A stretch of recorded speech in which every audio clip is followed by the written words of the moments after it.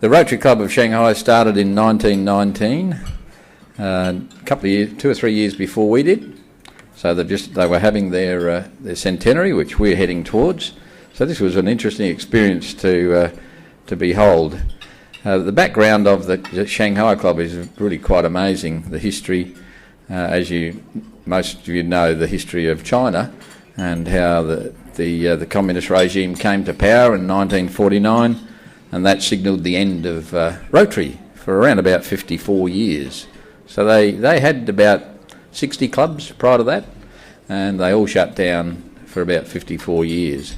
But what actually happened is that a gentleman that appears on the video that I'm going to show in a minute by the name of Frank Yi, he was a young man at the time, 18 years of age, and his father sent him to Hong Kong as the communists came to power, and he was educated there. He did chemical engineering, went on to become he ended up in California, in Silicon Valley, learned how to manufacture microchips, made a fortune, went to Taiwan, Vietnam, and as he got older and China started to open up in the 1990s, he went back in, and assisted by the past RI president, Gary Huang, who was president in the Light Up Rotary year, the year Peter was the president here. He assisted to go back into China, and they found the 1934-35 president of the Rotary Club of Adelaide, who by then was 98 years of age. And so, did I say? What did I say? Adelaide. Sorry, yeah, of Shanghai. And his name was Percy Chu. He was a Chinese man who'd been educated in America, but he'd been sent to prison till he was 78 years of age. But they found him at 98. They took him to a conference in Taiwan, and they looked after him till he died at the age of 102. So there's a wonderful history there, and this fellow,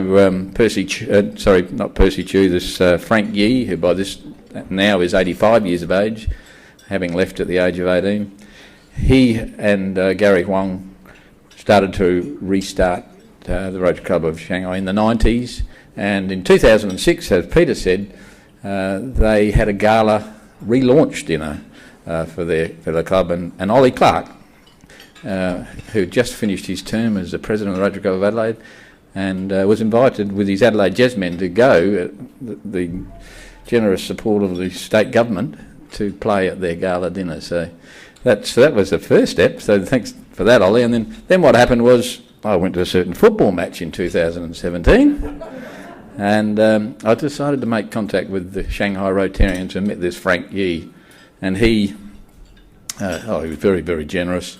We were blown away with the history that they shared with us, and so we invited them to come to our conference earlier this year in March and share their history, which they did, and they invited our club all to come to their gala dinner. Well, 3 of us ended up going. Chris was a bit worried because of what was going on in Hong Kong.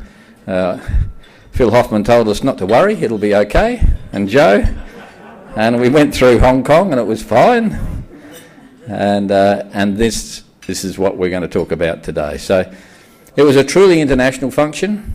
We had people from Canada, India, Philippines, Belgium, France, United States, Taiwan, Denmark, Japan, Hong Kong and Australia. So very much Rotary connects the world was the theme.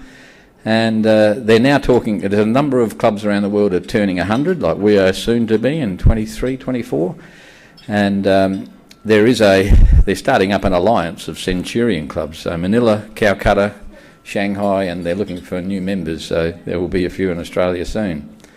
We were given magnificent hospitality by Michel and his wife Amiko, who came out here for our conference.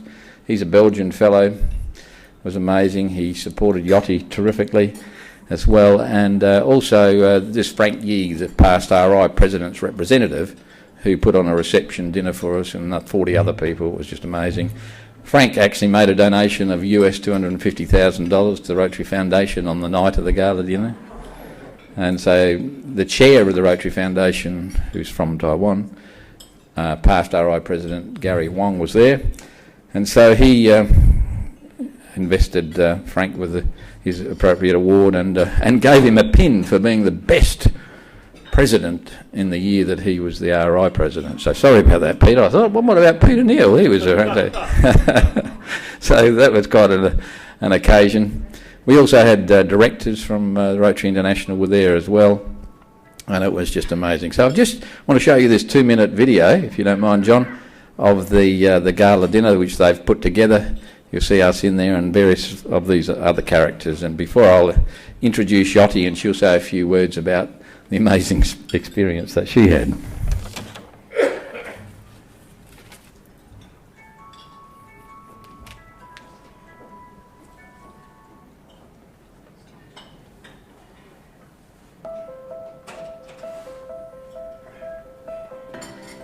Turn it up a bit, or not?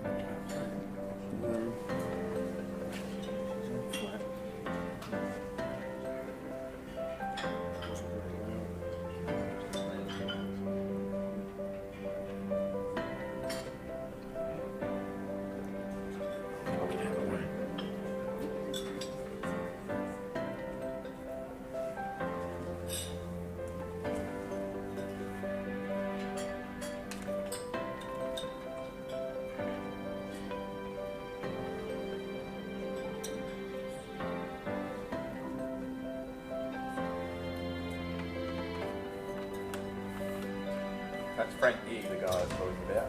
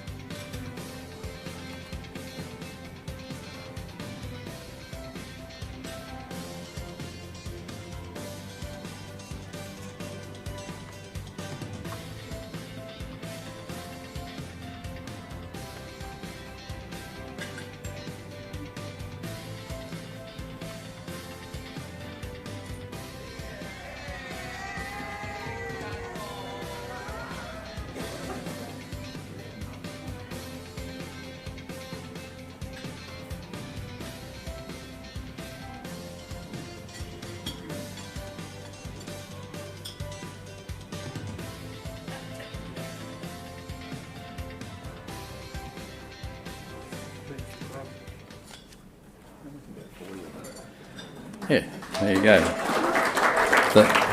The music's a bit louder than that, but anyway, we had it down. But it was. Oh, here we go again. So it was about 200 people attended the function. I think they only had about room for 180, but they squeezed 200 in, so it was pretty uncomfortable. And it was a very amazing thing. I mean, I learned a lot about the Asians, and I was talking to Frank, and he said this is what they're like. The MC was on a hide into nothing. Even when Gary Huang, the past RI president, was speaking, they're all just talking. They don't listen. And I was really worried about poor old Jyoti coming to the stage and singing a couple of songs. You like to come up here now, Jyoti? But something magic happened. When Jyoti spoke, when Jyoti came to sing, yeah, if you come up now, Jyoti, they just all listened to her beautiful voice, and it was just something magic. And she sang the song "What a Beautiful World," and it's so appropriate. So it went over exceptionally well, and I'll just ask Jyoti to say a few words about her experience with June.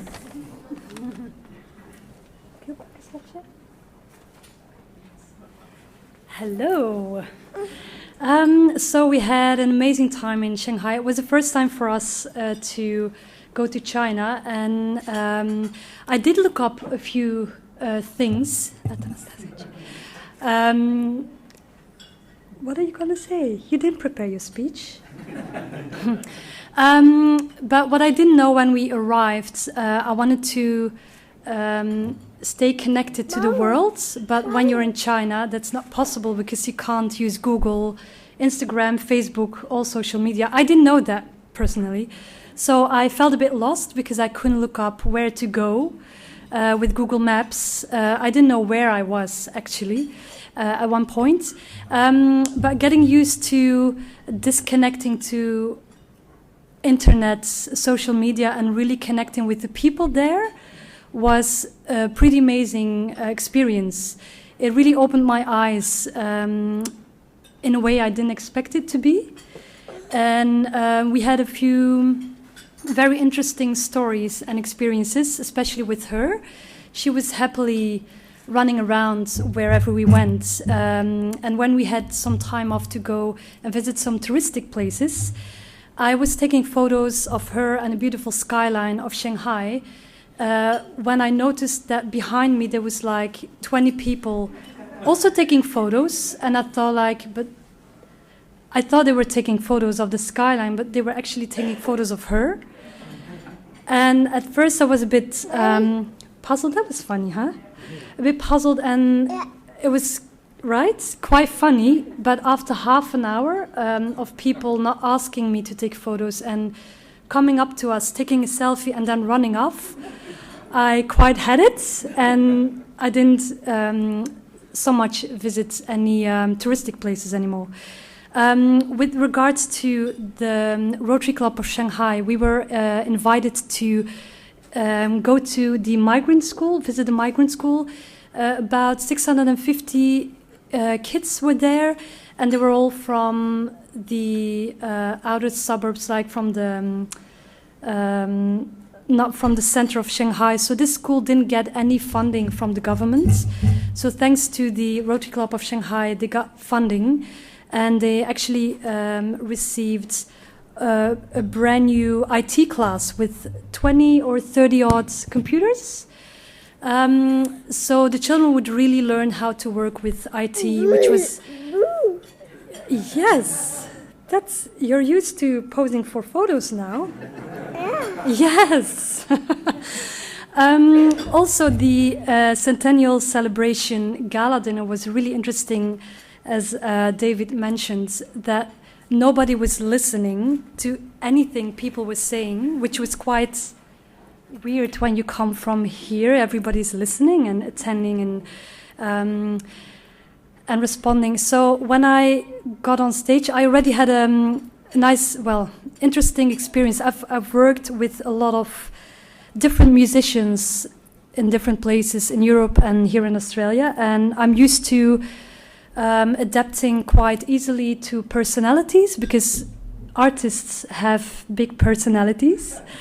But I was paired with a jazz pianist from Shanghai, and I already sent my...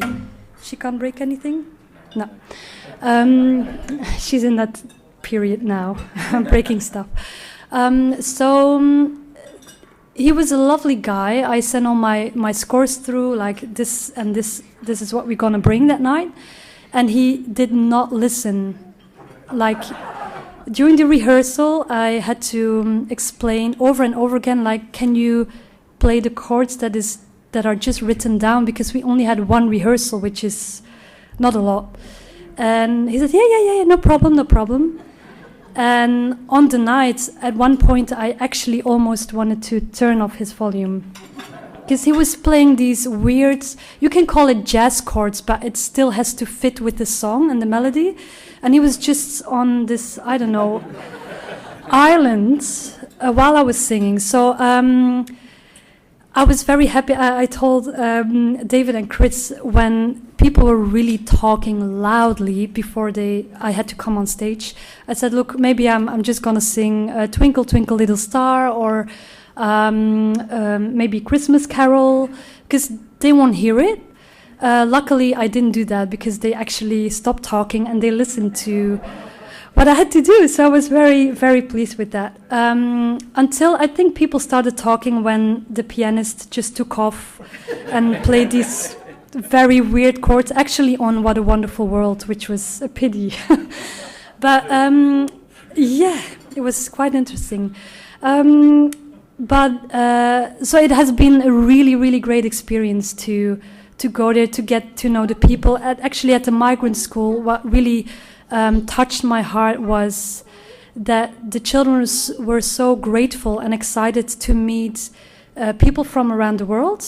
And it was actually one little girl who said that this was significantly the best day of her life because she could meet us and talk to us. And David showed photos of his grandchildren, and they were really, really excited. I got to sing a couple of songs there, and they immediately wanted to return the favor and just went all in front of the classroom and sang a song. And we actually sang a song together. I did that in English, and they sang the same song in Mandarin. So it was a pretty beautiful and once-in-a-lifetime experience to be there. So I'm very grateful that I could represent this club there, and I felt like a very proud Aussie. So thank you so much.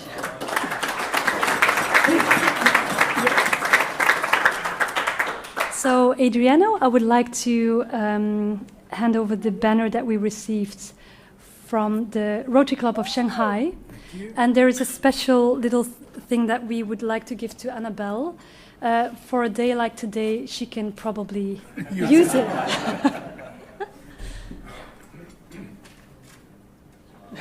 Thank you so much. Thank you.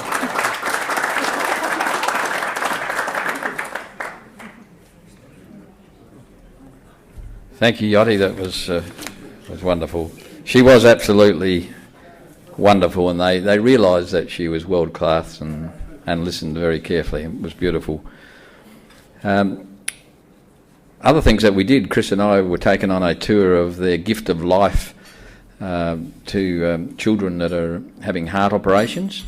The Rotary Club of Shanghai has done 600 life-saving operations, funded them, and some of the people from Hong Kong were there. You might have seen a picture on that, the earlier slides of a guy there.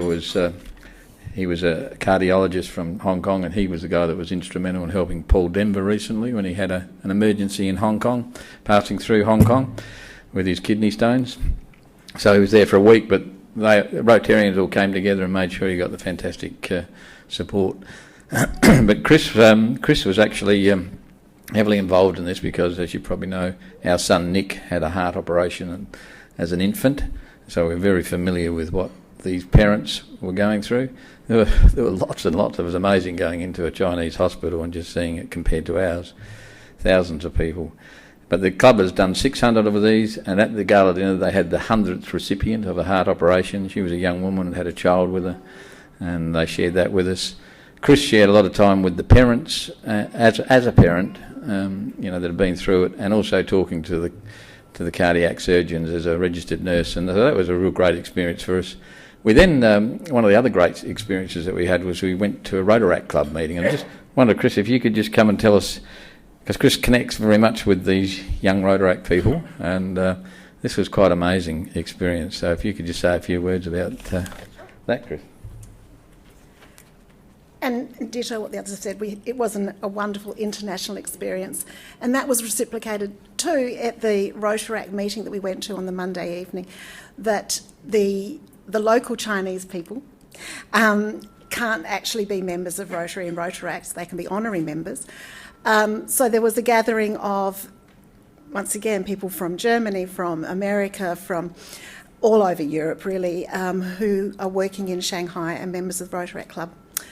And as soon as we talk about Rotary Adelaide, they go, "Oh, Leonard, do you know Leonard?" It was like, Leonard's a legend and he's known everywhere around the world. But the vibrancy and energy of the Rotaractors were wonderful, and they welcomed us and the opportunity to speak. And what projects that they are able to do as well, they collect books for literacy that are taken out then into the rural communities, lots of fun runs and activities. So yeah, it was a wonderful opportunity to meet with them, and once again connecting the world. So yeah, thank you.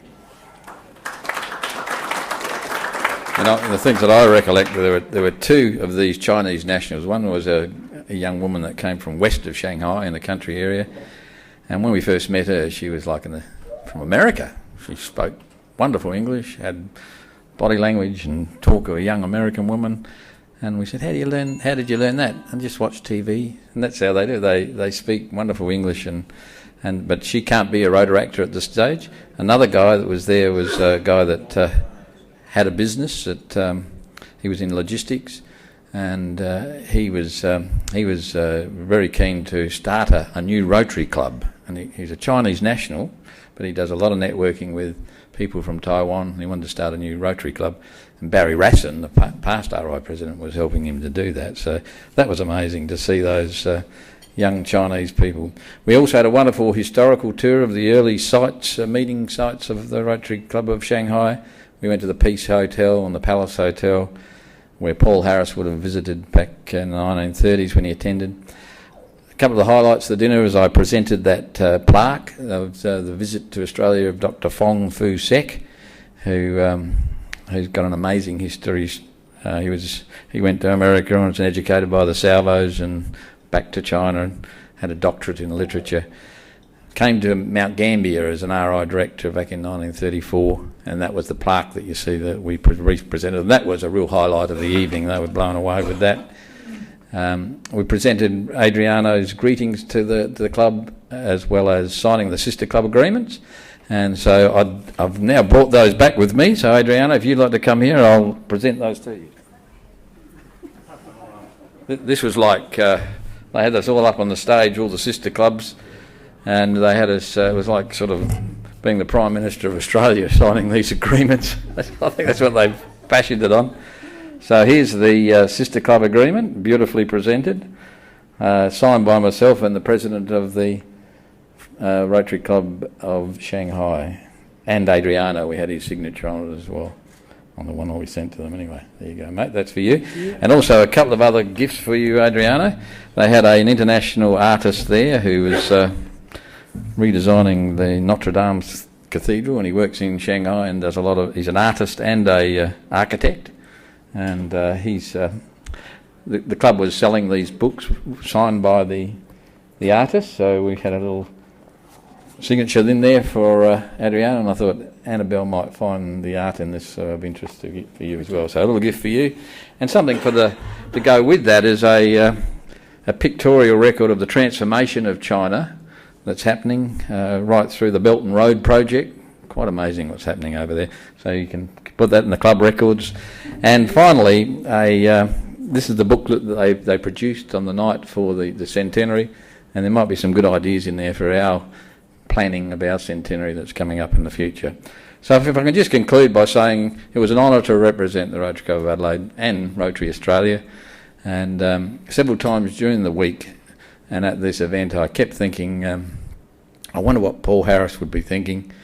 He'd been there in 1934, he'd been through 2 world wars, if he's looking down from heaven, he would be seeing what has happened in the last 50 years, and I think he would have been absolutely proud to see that what's happening now in China is the advancement of international understanding and goodwill and peace, and there are and fellowship that's happening between business people and united in the pursuit of service, and there are moves afoot. There's a guy there that's dealing with the People's Republic of China to get approval for Rotary to be expanded, and I reckon it's about 6 months away, so watch this space, who knows. Thank you very much for listening. If you've got any questions, or if you've got time, happy to do it.